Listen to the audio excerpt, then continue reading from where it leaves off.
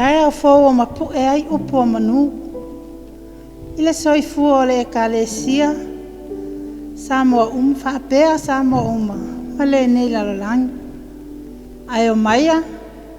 Se ia tātou langi whetali a ile vi inga lo tātou atua. Tātou tāpua ai atu ile atua. Ai peitai. Wa sila fia e ia lo uala. A tofo ina. O te sao atu ai e peo le auru. Se ia tātou te tālo mo le anganga pa ia. Ia sanga whaava atele mai pea lo wanganga. Mawhio mai e tau tōlua ina lo mātou whaatau waa. A o mātou wifo atu le whaasifonga. O le tapo inga e whaafoi atu lo vi inga le tamaa. I le suafa mamalu o lo mātou ali i whaaola o Yesu Keriso. Ua mātou te tālo atu ai. Amen. O le whaitau ina o le tusipa ia. Mai le wheanga inga tuai. O maua mai le tusi al perfeta o Amosa. O lona mta upo e 5. Whai upo mua whaangata i le 10. Tusi al perfeta o Amosa. Lona mta upo e 5. Whai upo mua e whaangata i le 10. O le au whaitau ina na le whai upo e 10. E whai fo ilea ma matua o le upo fōu o le ni aso. Whaafafonga o te whaitau ina. O a fionga pa ia le atua. Ua lato wita atu i le ua oa i le whaititoa. Ma ua lato ino i le ua tautala wha maoni. Wha matala ma wha manuia mai le atua e ala i le whaitau ino lana fionga. Ia wha malama ina pea e lo na nganga. Ma ia i le atua le vi inga e tu mau e o i le wha vavau. O le launga i le suafa malo le atua le tamaa, le alo, ma le anganga pa ia. Amene. Manatu au tua le nei aso i le tusi whaita waso le kalesia. Ua whaape mai. Ua lato ino i le ua tautala wha maoni. Ua lato ino i le ua tautala wha maoni. They uphold the truth teller. O se tasile nei o winga vai i le soifuanga. Ua whai ma whaatu uala o whiau alofa o le tala lei. Manatu nisi. O le whaatu puina o le file mu. O le awa lea nei tautala i mea mone e fina ngalo ia Yesu. Tātou te ola ina. A ia tātou wola whaatasi i mea se. Ma vai inga o le lalolangi. Matangata taita ina so se whaala potupotonga. O le upo moni. Wale o se ola wha maoni. Ma wha Yesu le manatu. A o se ola o wha tupumala. Ma au mai ai ma laia i le lalolangi. E sa o ai lava le tala se tasi o tina matua. O le lalolangi. Ua le le i tangata me leanga. A ua leanga ia i latou me le lei. Fai mai foi le tusi a whaata oto lona mta aupo e ono. Fai upe se fulu ma le ono se ia o le se fulu ma le iwa. O mea nei e ono wa ino sia i ova. O lona fitu foi. Wa matua ino sia lava e ia. O mata whaasia sia. O le laulau faiva pepelo. Ma 5 ua sa saale toto o le ua le sala. O le loto e mana tunatu i tonga fiti leanga. O vai te le vavave o na tau whetuli i le leanga. O le moli mau pepelo, na te tautala i me pepelo. Ma le na te whaatupu ma se inga iuso. E se ma le wha maoni o le upo le poto. A wa o mea lava ia lo ofesanga i mai tātou i aso uma. O la tātou tau mawhai i se soifuanga fōu. Molo tātou nau e ola i le ami o tonu. Ma wha leo fe au alofa o le finangalo moni leo le atua. Ai whai maala o le ola fau o tangata wha pau. Ua wha leanga ina le wha maoni. Ua tau sala ina le ami o tonu. Ua itangia malamatia wha nau o le atua i le lalolangi. Ai langona pea i le loto. le pese le fai salamo e iwa sifulu ma le fitu. Aolona fai upe sifulu. O tau e ua alolofa atu ia Iova. Ia o tau ino i meleanga. O loo tausi Iova ia nganga o na tangata ami o tua. Na te lavea ina i latou, ai lima o ea ami o leanga. O a mosa. Whamai o ia o se tausi manu. O le leo maa moe mai le nuu, o te koa i le tu malo o yuta. E whaapea le tala, o a mosa, o le na o se tausi manu. A se leo maa moe le tamao a inga ma mau oa. Ua wala awina e le atua se itau atu le fe au, o le alofa i tangata. Ma le ami o tonu a le atua ia i la tou, o mau mea ma mau oa. O tai foi, ina ia tupu se alofa i tangata lau tele o le malo, ma tangata matitiva o Israelu. Ai matu iane ua fai e tai.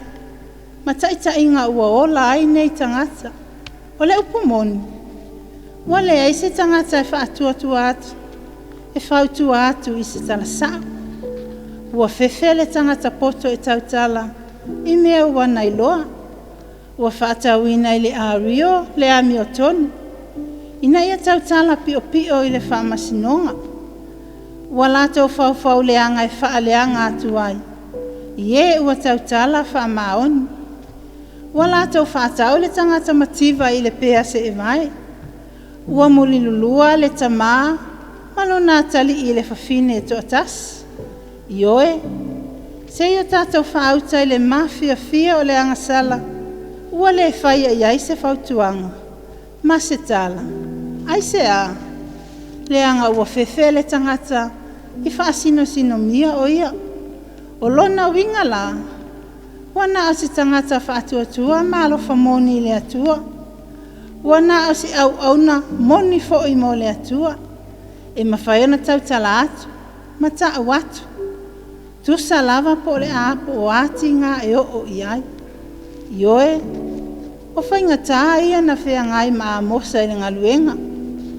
A mosa. O lona winga. O le avenga. Ua pese avenga le whea ua le atua. E fia ta watu i tangata leanga o Israelu. Sai ei fo i Israelu i lātou sa whaalupe o au nā le atua. E peio amasia le o si taulanga sai pēteli. O le na whautua ia i Europoamo le tupo o Israelu. Ma whaaleanga ia i le ngaluenga le leia le atua.